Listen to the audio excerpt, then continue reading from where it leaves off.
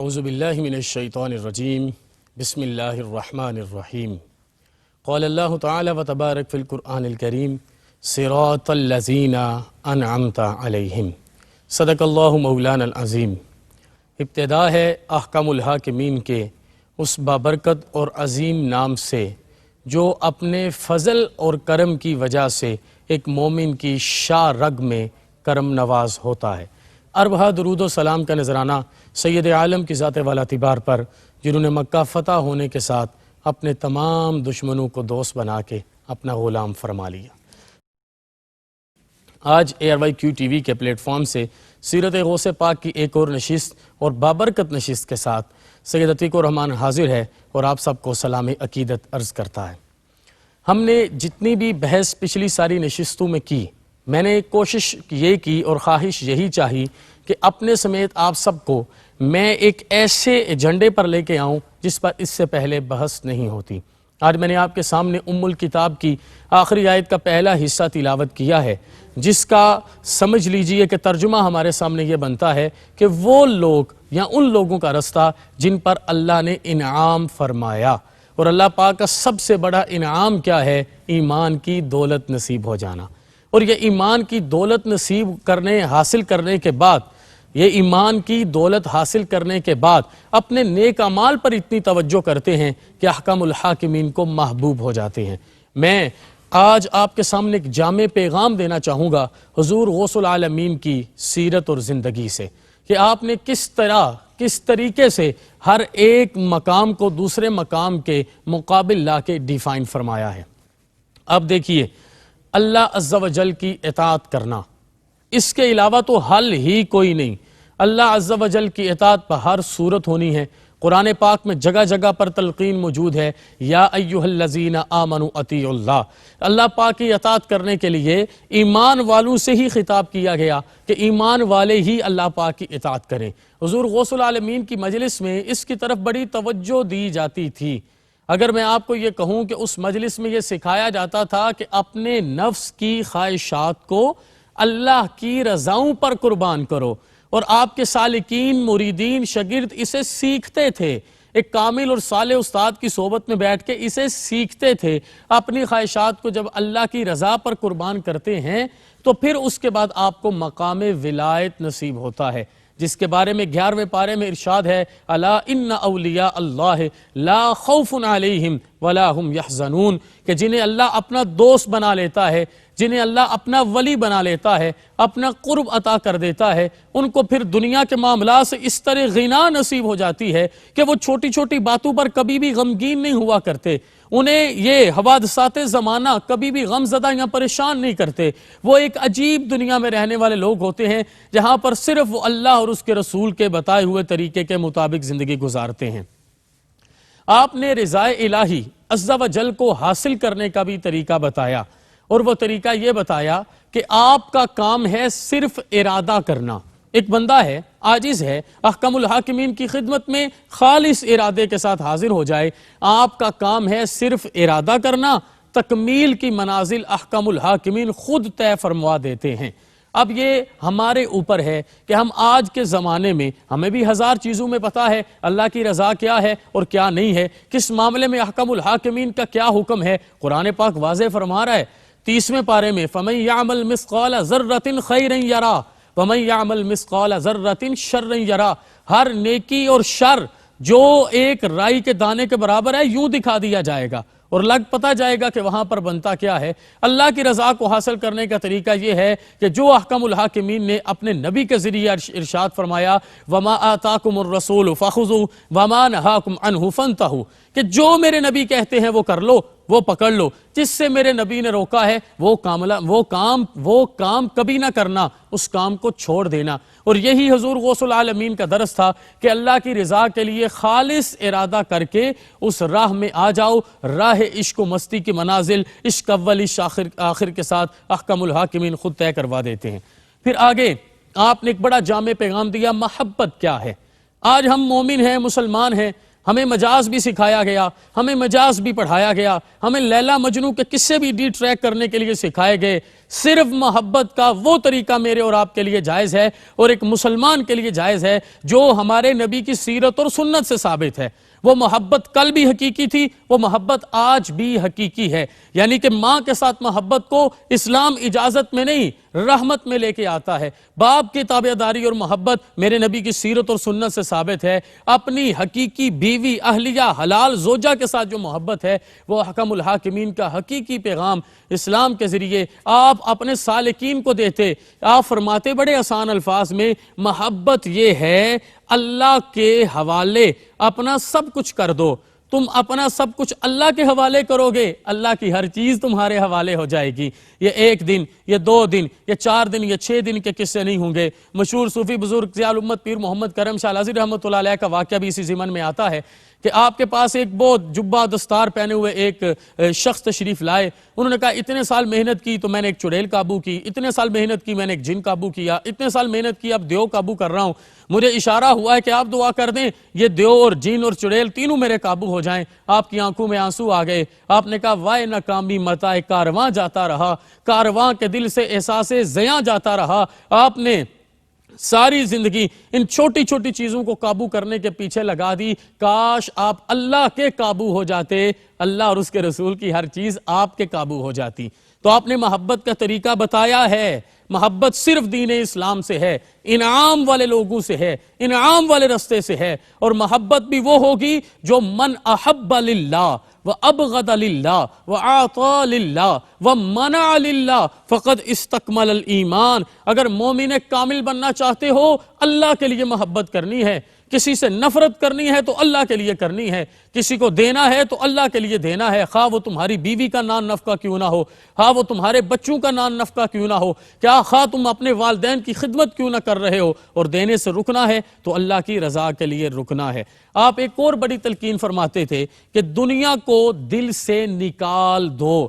آج کوئی بندہ یہ پوچھے کہ میرے دل میں دنیا آ گئی، میں اسے نکالنا چاہوں تو نکالنے کا طریقہ کیا ہے؟ آپ کی تعلیمات سے ہمیں ملتا ہے آپ نے وضو کرنا ہے، وضو کرنے کے بعد مسجد میں حاضر ہو جانا ہے، خلوت کا وقت رات کا پچھلا پہر ڈھونڈنا ہے، یہ جسے ہم سحر کہتے ہیں نا، ان لمحات کو تلاش کرنا ہے، اپنے سارے گناہوں کو یاد کرنا ہے، ندامت کا اظہار کرنا ہے، احکم الحاکمین کی خدمت میں اللہ کے ذکر کے ساتھ حاضر ہو جانا ہے۔ انشاءاللہ میرا مالک دل کے برتن کو صاف کر دے گا، میرا مالک دل کے برتن کو پاک کر دے گا، اور صاف برتن میں ہی نور آتا ہے۔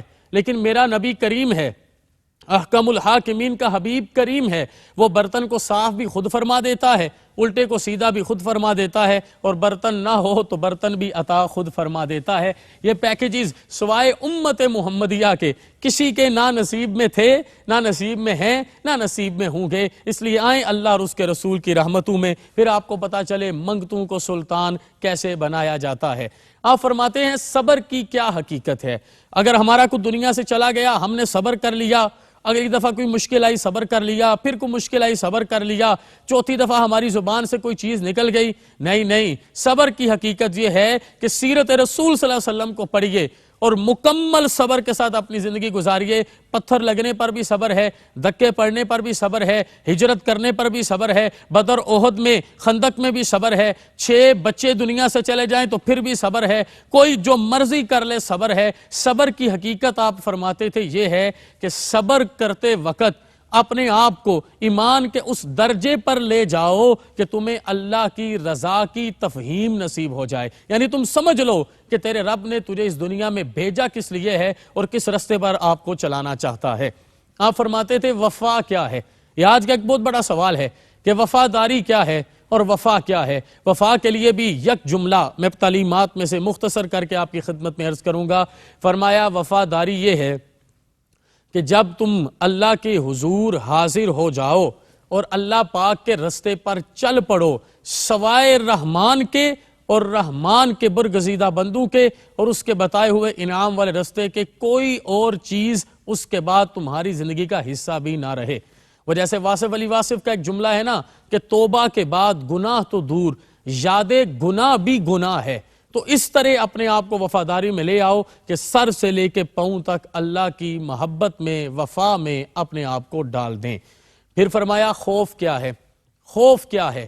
وہ کون سی چیز ہے کہ اللہ پاک کہتا ہے نماز اس لیے ہے تم متقی ہو جاؤ، روزہ اس لیے ہے متقی ہو جاؤ، زکوٰۃ اس لیے ہے متقی ہو جاؤ، یہ حج اس لیے ہے متقی ہو جاؤ، صدقہ جاریہ اس لیے ہے متقی ہو جاؤ، تلاوت قرآن اس لیے ہے کہ متقی ہو جاؤ، پرہیزگار ہو جاؤ، اللہ سے ڈرنے والے ہو جاؤ، خشیت الہی میں آنے والے ہو جاؤ۔ یہ خوف کیا ہے؟ کہا، ارشاد فرمایا کہ جب اکیلے میں بھی آپ کا دل گناہوں کی طرف راغب ہونے سے ڈر جائے، یعنی کوئی بندہ نہیں دیکھ رہا، آپ اکیلے بیٹھے ہیں اور آپ کو کوئی گناہ اپنی طرف بلاتا ہے، کسی گناہ کی دعوت مل جاتی ہے، وہ خلوت میں گناہ اکیلے کر رہے ہیں یا کسی کے ساتھ مل کے کر رہے ہیں، اس اکیلے پن میں بھی جب آپ کا دل ڈر جائے اور آپ اس گناہ کو کرنے سے اپنے آپ کو استطاعت کے باوجود روک لیں، سمجھے آپ نے خوف کے عظیم مقام کو پا لیا ہے۔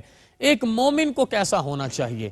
ایک مومن کو ایسا ہونا چاہیے کہ اس کی زبان سے لوگ محفوظ رہیں، اس کے ہاتھوں سے لوگ محفوظ رہیں، وہ غیبت نہ کرنے والا ہو، وہ جھوٹ نہ بولنے والا ہو، وہ شریعت سے بھاگنے والا نہ ہو، شریعت کا باغی مومن نہیں ہو سکتا، وہ کسی بھی صورت میں طریقت اور معرفت کو اللہ اور اس کے رسول کی تلقین سے ہٹا کے چلانے والا نہ ہو۔ اس مومن کا چہرہ بتائے کہ یہ سجدہ ریزی کی چمک سے آراستہ ہے، مختصر جیسے میرے حبیب کی سیرت ہے، جو اس صورت میں ڈل جائے گا وہ مومن مومن کامل بن جائے گا۔ آگے آپ نے بتایا طریقت کے رستے پر چلنے کا نسخہ۔ یہاں جب آپ سوال کرتے ہیں، آپ نے اپنے ایک شیخ کو چن لیا اور ان کے رستے پہ چلنا چاہتے ہیں، آپ کین ایبزرور بنیں، ایک ایک چیز دیکھیں، اگر شیخ کا ہر قدم اللہ اور اس کے رسول کی رضا پہ ہے، بس آپ نے اس طرح فالوئنگ کرنی ہے۔ آپ نے بلائنڈ فالور بلائنڈ تو ہوتا نہیں، لیکن ایک کانسیپٹ ہمارے معاشرے میں ہے، میں اس کی آج آپ کے سامنے حوصلہ شکنی کرنا چاہوں گا۔ آپ نے اسے پرکھنا ہے اور ساتھ چلنا ہے۔ جب یوں آپ طریقت کے راستے پہ چلیں گے کہ آپ کو پتا ہو کہ شیخ اللہ اور اس کے رسول کے بتائے ہوئے طریقے پہ چل رہا ہے، پھر اب آپ جب اس کے پیچھے چلیں گے آپ کو کاملیت ایمان نصیب ہو جائے گی۔ آپ نے ایک بڑا خوبصورت جملہ ایک دفعہ ایک مجلس میں ارشاد فرمایا، ہر حال میں اللہ عز و جل کا شکر ادا کرو۔ یہ شکر بڑی نعمت ہے۔ آج اگر آپ کو انزائٹی کا مسئلہ ہے، آج اگر آپ کو ڈپریشن کا پرابلم ہے، آج اگر آپ کو ڈائبٹک بھی ہے، آج اگر آپ کو اس معاشرے میں بلڈ پریشر بھی ہے، کوئی بھی چیز ہے، ان ساری چیزوں کے لیول کو نیچے لانے کے لیے اللہ نے ایک بہت بڑی نعمت میرے اور آپ کے لیے رکھی ہے، اور وہ اس کی ذات کی شکر گزاری ہے۔ شکر کرنے سے انرجی ملتی ہے، طاقت ملتی ہے، میڈیکل سائنس بھی اسے ایکسیپٹ کرتی ہے، اور امام الاولیاء نے آج سے تقریباً 1000 سال پہلے ہمیں اس کا پورا پیغام عطا فرما دیا ہے۔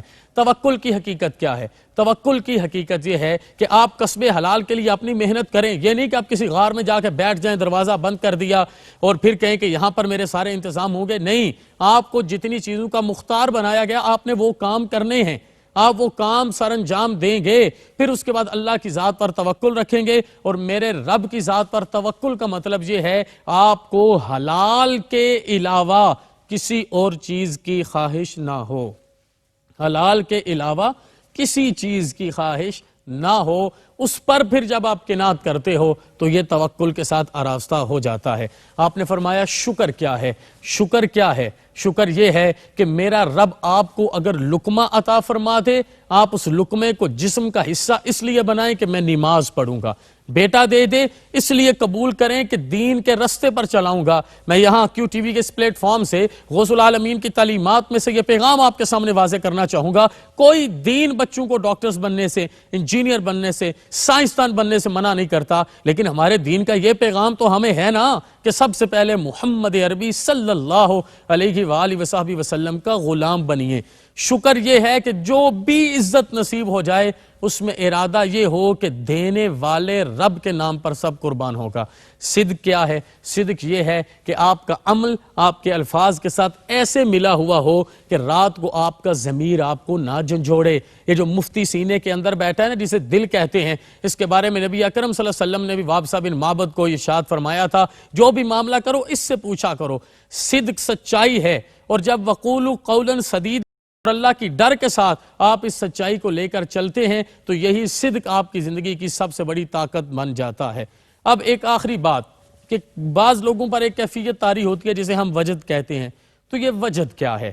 کیا وجد اس طرح ہے کہ آپ کسی ایک ایسی محفل میں بیٹھے ہیں جہاں پر کوئی دنیا کی بات ہو رہی ہے اور دنیا کے حسن میں ڈوب کے آپ کی زبان سے کوئی جملے نکلیں تو آپ کی کیفیت بدل جائے، آپ اسے وجد کہیں؟ نہیں، وجد یہ ہے کہ طریقت سے شریعت اور شریعت سے معرفت کے رستوں پر چل کے اللہ اور اس کے رسول کے نور سے اپنے ظاہر اور باطن کو آراستہ کر دینا اور اس کے بعد کال سے حال کی منزل کو پا لینا۔ یہ آج کا حسین پیغام۔ میں کس پہلو پر بات کروں؟ وقت کی کمی ہمیشہ تنگی دامن کی احساس دلاتی ہے۔ اللہ آپ سب کا حامی و ناصر ہو اور ہمیں صحیح معنوں میں سچا مسلمان بننے کی توفیق عطا فرمائے۔ والسلام مع الاکرام۔